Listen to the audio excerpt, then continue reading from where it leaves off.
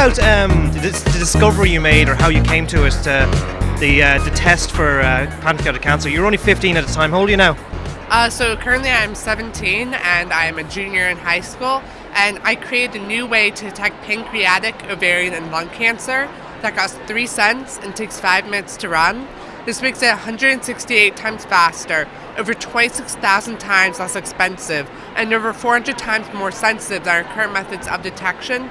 But also, it could potentially detect the cancer in the earliest stage when someone has close to 100% chance of survival, and it so far has over 90% accuracy at detecting the cancers. And has this been adopted much? Because it sounds like a really great breakthrough. So the work that I was doing was extremely preliminary. I mean, we've only tested it in mice. No human trials have been conducted so far.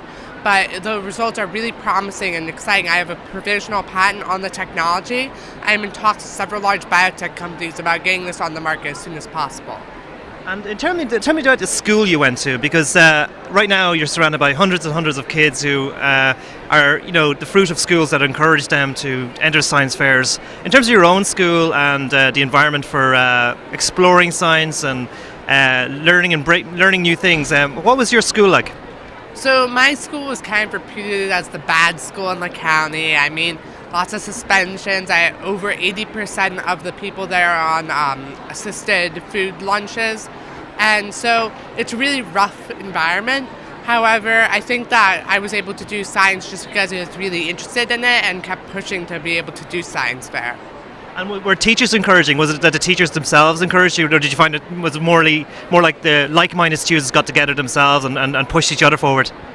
So the teachers definitely do encourage science, but they could be doing more, I suppose. And there's not a really large scientific community at my school, maybe 1 or 2 people. And so it makes being a young scientist at my school a bit tougher, while when I go to these science fairs, it's really great because I can have all this big community of other young scientists.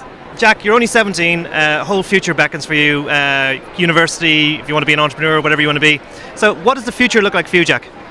So I really have no clue what I want to do with my future. I mean, I just finished my SATs. I don't know what college I want to go to, much less what I want to do when I grow up. So who really knows? But right now I'm working on the Tricorder X Prize for $10 million. And it's to develop something the size of a smartphone that can detect any disease instantaneously.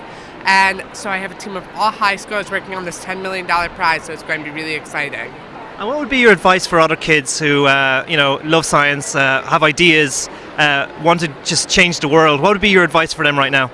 So my advice would just believe in your ideas, because you're going to be the strongest advocate for them.